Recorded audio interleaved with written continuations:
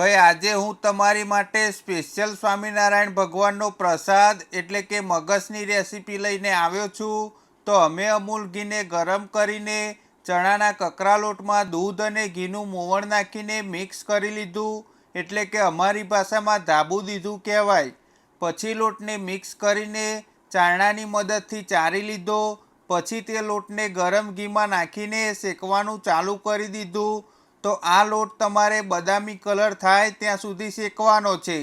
પછી આ લોટને ઠંડો કરવા એક થાળમાં કાઢીને મગસ એકદમ ઠંડો થઈ જાય પછી તેમાં ઇલાયચી પાવડર અને બુરું ખાંડ નાખીને મિક્સ કરી લીધું। પછી મગસને પ્લેટમાં ભરીને ઉપર બદામ કતરણ અને પિસ્તા કતરણ નાખી તો આ મગસ તૈયાર છે।